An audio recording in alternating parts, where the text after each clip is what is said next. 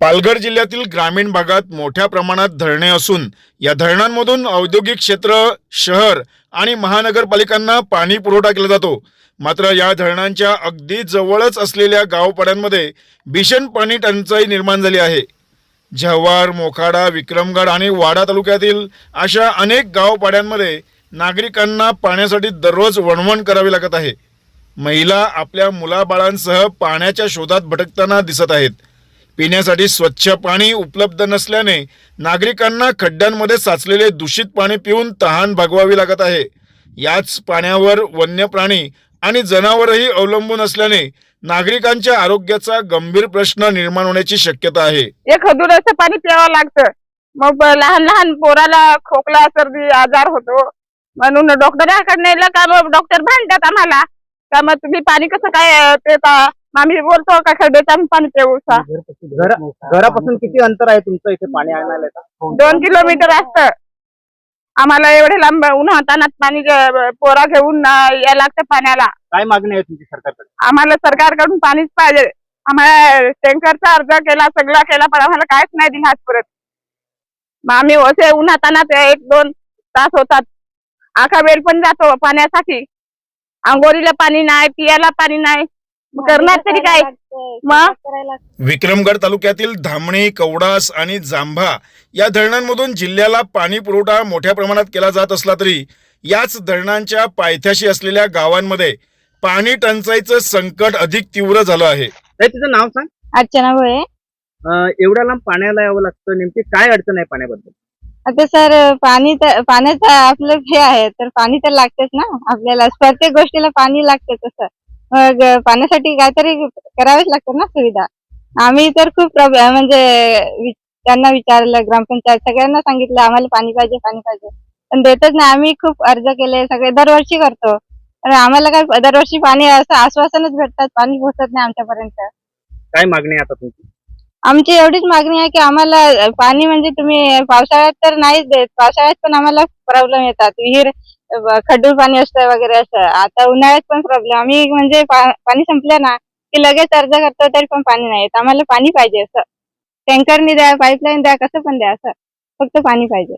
सध्या वाडा तालुक्यातील 7 आणि मोखाड्यातील 12 अशा एकूण 24 गावपाड्यांवर टँकरद्वारे पाणी पुरवठा सुरू आहे। 13 टँकरच्या माध्यमातून दररोज 29 फेऱ्या केल्या जात असून आठवड्याला 202 फेऱ्या होत आहेत। तरीही अनेक गावांना टँकरची मागणी अजूनही कागदावरच आहे। आमची पाण्याची म्हणजे अशी अडचण आहे की आता एक कोणत्या घरात 2 माणसं आहेत, कोणत्या घरात 3 माणसं आहेत, तर शेतीचं काम करायचं का पाणी 2 किलोमीटरवरून पाणी वाहायचं, ते पण पाणी आम्ही गदळ मिदळ पितो। आणि ढास, खोकला, सर्दी झाली, डॉक्टरकडे गेलो, पण डॉक्टर काय बोलतात, तुम्ही पाणी कुठलं पितात? खड्ड्याचं पाणी पितो।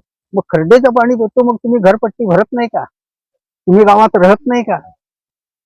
मग तुम्हाला शासन पाणी देत नाही का? तुम्ही अर्ज करत नाही का? आम्ही ग्रामपंचायतीला अर्ज केला, आम्ही तहसीलदारला अर्ज केला, आम्ही पंचायत समितीला अर्ज केला, पण हे जर आम्हाला पाणी देत नाही त्याच्यासाठी आम्ही प्रायव्हेट विहीर पण काढली, पण मार्केट परत ते आटते, मग शेवटी खड्ड्यालाच पाणी प्यायला लागते। काय मागणी आहे तुमची? मग आम्हाला पाणी तर पाहिजे, मग तुम्ही नळ योजना करा, तुम्ही टँकर द्या, तुम्ही बोरिंग मारून द्या, तुम्ही विहीर काढून द्या, पण जे आम्ही घरपट्टी भरतो, पाणीपट्टी भरतो, मग एक तर आमची पाणीपट्टीच काढून टाका। सोनाली कोजे, राजस्थान। काय पाण्याची अडचण आहे तुम्हाला? पाणी आम्हाला भांडी घासाय पाणी लागतंय, पियाला लागतंय, स्वयंपाक करायला लागतंय, प्रत्येकाला पाणीच लागतंय। पाणीच पाहिजे आम्हाला, पाण्याशिवाय दुसरं काहीच नाही। काय नेमकं असं पाणी प्यावं लागतं तुम्हाला? काय अडचणी आहे? आम्हाला खजूर पाणी प्यायला, माझे 2 पुरे आहेत, जिलवे आहेत, ते झोपून येतोय, जाता जाता उठून रडतात। दरवर्षी चांगला पाऊस पडूनही नियोजनाच्या अभावामुळे जानेवारी नंतर या भागात पाणी टंचाई निर्माण होते। त्यामुळे नागरिकांमध्ये शासनाविरोधात संताप व्यक्त केला जात आहे। एकीकडे पंतप्रधान मोदीजींनी हर घर नल योजना ही घोषणा केली असताना देखील पाण्यासाठी वणवण ही शोकांतिका आहे। त्यामुळे जल जीवन मिशन ही योजना पूर्णपणे फोल ठरल्याचा आरोप कुणबी सेनाप्रमुख विश्वनाथ पाटील यांनी केला आहे। तर या योजनेची SIT मार्फत चौकशी करण्याची मागणी देखील त्यांनी केली आहे। तसेच पालघर जिल्हा धरणांचा जिल्हा असताना इथलं पाणी शहरांना आणि औद्योगिक क्षेत्रांना दिलं जातं, मात्र स्थानिक आदिवासींना विस्थापित करूनही त्यांनाच पाण्यासाठी वणवण करावी लागत असल्याचं त्यांनी म्हटलं आहे. गेल्या 75 वर्षात लोकप्रतिनिधी अपयशी ठरल्याचा आरोप करत आमची धरणं आमची जमीन पण आमच्याच लोकांना पाण्यासाठी भटकंती अशी संतप्त प्रतिक्रिया विश्वनाथ पाटील यांनी व्यक्त केली आहे. प्रामुख्याने गेली 50 वर्षभर मी सामाजिक आणि राजकीय क्षेत्रामध्ये आहे. विशेषतः दुर्गम भागातल्या आदिवासी आणि शेतकऱ्यांना केंद्रबिंदू मानून मी अनेक माझे लढे उभे केलेले आहेत. ठाणे जिल्हा आणि पालघर जिल्हा हा धरणांचा जिल्हा म्हणून ओळखला जातो. इथल्या संबंध शेतकऱ्यांनी आदिवासींनी धरणांसाठी जमिनी दिल्या, परंतु आज त्याच आदिवासींना आणि शेतकऱ्याला कुठल्याही प्रकारे गृहीत न धरल्यामुळं देशोधडीला लागण्याची पाळी आलेली आहे. आज फार मोठ्या प्रमाणावर ह्या दोन्ही जिल्ह्यातून जमिनीची विक्री झाली, आदिवासींचं स्थलांतर चाललेलं आहे. दुसरीकडे पाण्याचं एवढं प्रचंड दुर्भिक्ष निर्माण झालेलं आहे की खेड्यापाड्यात राहणाऱ्या प्रत्येक माणसाला आज पिण्याच्या पाण्याची टंचाईला समोर जावं लागतं. प्रत्येक वेळेला मार्च महिना उगवला की ही वणवण सुरू होते. ही फरफट गेल्या 75 वर्षभर चालू राहिलेली आहे. आजवर आलेल्या सर्व राजवटींनी ह्या विषयाकडे अत्यंत महत्त्वाच्या विषयाकडे दुर्लक्ष केलं. ज्या 2 जिल्ह्यांनी मुंबईच्या लगतच्या सगळ्या शहरांना आम्ही पोचलं, इथली औद्योगिक क्रांती, इथली जी काय असेल ती आज शहरांची जी काही वाढ झाली बेसुमार, आज मोठ्या प्रमाणावर बिल्डिंग उभ्या राहिल्या, नागरीकरण झालं, याला सगळ्याला लागणारं पाणी हे ठाणे जिल्ह्याने दिलं. पाणी दिलं, माती दिली, रेती दिली, दगड दिल्या, विटा दिल्या. परंतु या एवढ्या मोठ्या नैसर्गिक संपत्ती आम्ही दिल्यानंतर देखील इथल्या माणसाची जी काही फरफट चाललेली आहे ही अतिशय संतापजनक आहे. आणि याला जबाबदार जर कोण असतील तर आजपर्यंत जे कोणी लोकप्रतिनिधी झालेले आहेत त्या लोकप्रतिनिधींनी ज्या पद्धतीने ह्या विषयाकडे गांभीर्याने जे बघायला पाहिजे होतं ते पाहिलेलं नाही. विशेषतः जल जीवन योजना ही केंद्राची योजना म्हणजे अत्यंत एक म्हणजे महत्त्वाची योजना होती की खेड्यातल्या माणसाला केंद्रबिंदू मानून खेड्यातल्या माणसाला प्रत्येकाला पिण्याचं पाणी नळाद्वारे मिळालं पाहिजे ही मोदीजींची भूमिका होती. परंतु त्या योजनेला हरताळ फासलेला आहे आणि ह्या दोन्ही जिल्ह्यामध्ये कोट्यावधी रुपयाचा भ्रष्टाचार झालेला आहे. या भ्रष्टाचारामधले इथले भ्रष्ट अधिकारी आणि जे कंत्राटदार आहेत यांची जी काही मिलीभगत झाली आणि यांची काही जी अभद्र युती झाली त्याच्यातून ही पूर्ण योजना फेल्युअर झालेली आहे. आणि आज पिण्याच्या पाण्यासाठी पुन्हा जनतेची वणवण पुन्हा सुरू झालेली आहे.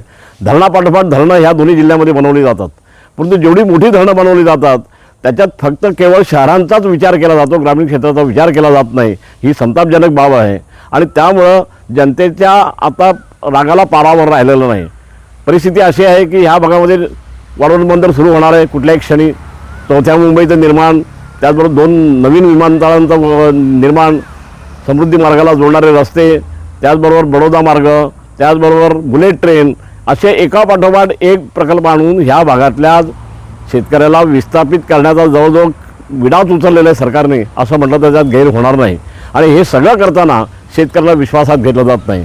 दुसरीकडे खावडासारख्या ज्या काही हाय टेन्शनच्या वायरी टाकायला लावल्या आहेत खावडा कंपनीनी, अदानीनी, अंबानीनी, यांना जवळजवळ यांना काही देश विकत दिला की काय अशी स्थिती तयार झालेली आहे. आणि त्यांनी जी काही दादागिरी करून ह्या भागात बेसुमार वृक्षतोड केलेली आहे आणि जमिनीचं जे काही म्हणजे जमीन बाधित केलेली आहे, हा तर विषय अतिशय संतापजनक आहे. आणि त्याची तातडीने चौकशी करणं अत्यंत आवश्यक आहे. त्यांना काहीतरी लगाम घालण्याच्या संबंधामध्ये सरकारने जर वेळीच पावलं उचलली नाही तर कुठल्याही क्षणी ह्या भागातल्या शेतकऱ्यांचा उद्रेक होईल आणि त्या उद्रेकाची जबाबदारी सगळी सरकारची राहील.